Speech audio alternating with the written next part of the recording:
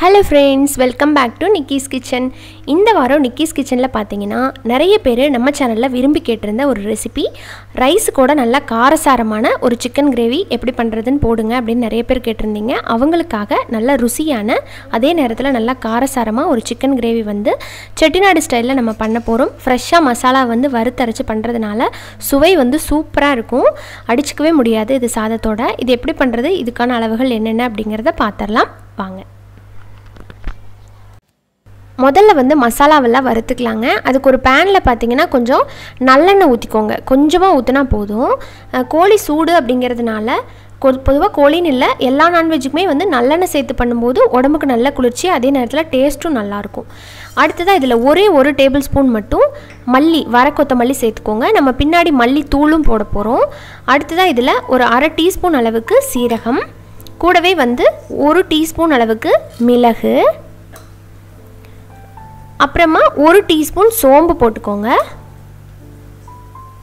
கூடவே வந்து ஒரு பிரியாணி இலை, கொஞ்சம் பட்டை, அப்புறம் ஒரு அனாசிப்பூ, 2 கிராம்பு இதெல்லாம் போட்டிருக்கேன். ஏலக்காய் மட்டும் இப்போ போட வேண்டாம். கூடவே வந்து கொஞ்சம் கல்பாசி போட்டுக்கோங்க. அப்புறம் 1 டீஸ்பூன் கசகசா போட்டுக்கோங்க. கசகசா, கல்பாசி இதெல்லாம் கம்பல்சரி நீங்கள் ஆட் பண்ணணும், அப்போ தான் ருசி நல்லாயிருக்கும். இதில் வந்து ஒரு 4 மிளகா சேர்த்துக்கிறேன். நல்லா ஒரு கைப்பிடி அளவுக்கு, ஒரு கைப்பிடி இல்லை, ஒரு கொத்து வந்து கருவேப்பிலை போட்டுக்கோங்க. இதெல்லாம் போட்டு நல்லா வாசம் வர்றது வரைக்கும் ஒரு மிதமான தீயில வச்சு நல்லா வறுத்து கொடுங்க.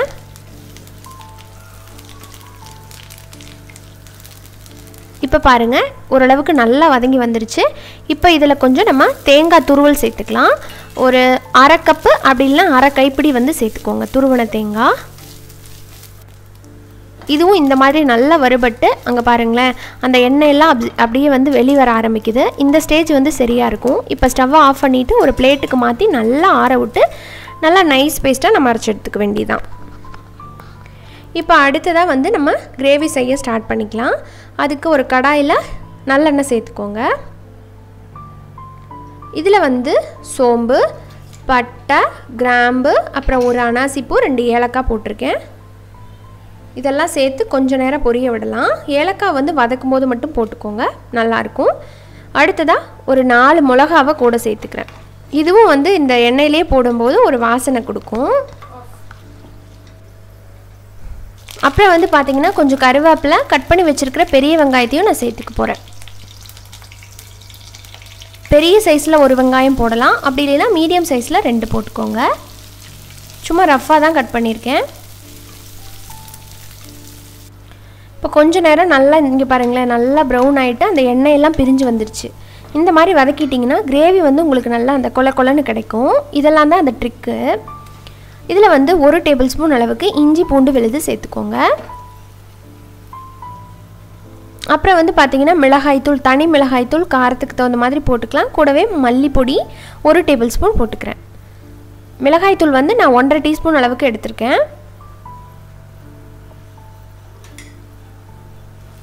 இதில் வந்து நம்ம கரம் மசாலா சேர்த்த போகிறதில்ல, ஏன்னா நம்ம ஃப்ரெஷ்ஷாக எல்லாமே வறுத்து அரைச்சிருக்கிறதுனால எக்ஸ்ட்ரா உங்களுக்கு கரம் மசாலா பொடியெல்லாம் எதுவுமே தேவைப்படாது. இப்போ இதை போட்டு நல்லா இந்த டைமில் கலந்ததுக்கப்புறம் கொஞ்சம் மஞ்சள் பொடியும் போட்டுக்கிறேன். இந்த மாதிரி வெங்காயம் வதக்குனதுக்கப்புறம் நீங்கள் கலந்தீங்கன்னா தான் உங்களுக்கு குழம்புக்கு வந்து நல்ல கலர் கிடைக்கும். இப்போ இதில் அரைச்ச தக்காளி பார்த்திங்கன்னா ஒரு 2 தக்காளியை வந்து நான் பேஸ்ட்டாக அரைச்சி எடுத்திருக்கேன். அதையும் போட்டு இந்தளவுக்கு நல்லா எண்ணெய் பிரிஞ்சதுக்கப்புறம் இதில் நம்ம சிக்கனை சேர்த்துக்கலாம். சிக்கன் வந்து ஒரு 600 கிராம் அளவுக்கு இருக்குது. அதை நல்லா க்ளீன் பண்ணிவிட்டு கிரேவிக்குள்ளே போட்டுட்டு நல்லா அதை மிக்ஸ் பண்ணி கொடுங்க. இந்த மசாலா எல்லாம் அந்த சிக்கனோட நல்லா பைண்ட் ஆகிட்டு அந்த சிக்கன் நல்லா சுருண்டு வதங்கி வரணும்.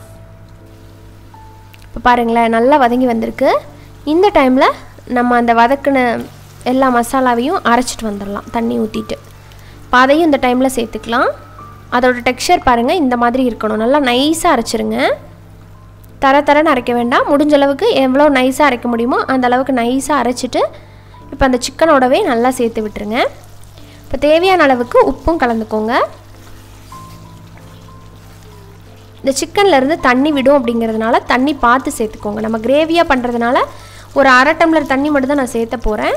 சிக்கன் வந்து சீக்கிரமாக வெந்துடும், அதே நேரத்தில் அதில் கொஞ்சம் தண்ணி விடும். அதனால் கிரேவியாக பண்ணுறதுனால 1/2 டம்ளர் மட்டும் சேர்த்துக்கிறேன். நீங்கள் குழம்பா வைக்கிறீங்கன்னா இன்னும் கொஞ்சம் அதிகமாகவும் சேர்த்துக்கலாம். இப்போ நல்லா மூடி வச்சுட்டு ஒரு 20 நிமிஷம் அப்படியே மீடியம் டு லோ ஃப்ளேமில் வச்சு அப்பப்போ கலந்து விட்டுக்கிட்டே இருந்தேன். இப்போ பாருங்கள் நல்லா எண்ணெய் பிரிஞ்சு ஜம்முன்னு வாசனையோடு இருக்குது. இப்போ ரெடி ஆகிடுச்சு பாருங்கள். உங்களுக்கு கலரே அப்படியே டோட்டலாக மாறிடுச்சு பாருங்கள். இப்போ கடைசியாக கொஞ்சம் கருவேப்பிலை கொத்தமல்லி போட்டு நீங்கள் இறக்கிக்கலாம். நான் இந்த பதத்தில் இறக்குறேன். நல்ல ஒரு செமி கிரேவி மாதிரி நான் வந்து பண்ணியிருக்கிறேன். டேஸ்ட் வந்து அற்புதமாக இருக்கும். இதே மாதிரி இதே அளவுகளோட கண்டிப்பாக நீங்கள் இந்த வாரம் வந்து சிக்கன் எடுத்து சாதத்தோடு வச்சு சாப்பிட்டு பாருங்கள். அப்படி இருக்கும், சாப்பிட்டுட்டே இருக்கலாம். அதோட டெக்ஸ்சர் பாருங்களேன். அந்த வெங்காயம் தக்காளியெல்லாம் அந்த மாதிரி நான் சொன்ன பக்குவத்தில் வதக்குனிங்கன்னா உங்களுக்கும் கண்டிப்பாக இந்த மாதிரி கிரேவி கிடைக்கும். கடைசியாக கண்டிப்பாக அந்த பச்சை கருவேப்பிலையெல்லாம் போட்டுட்டு உங்களுக்கு வேணுன்னா கடைசியாக பெப்பர் பொடி கூட போட்டு இறக்கிக்கலாம். இந்த சிக்கன் கிரேவி உங்களுக்கு கண்டிப்பாக பிடிச்சிருக்கும்னு நினைக்கிறேன். இதே மாதிரி இன்ட்ரெஸ்டான இன்னொரு ரெசிபியோட மீண்டும் சந்திக்கலாம். அது வரைக்கும் நன்றி, வணக்கம்.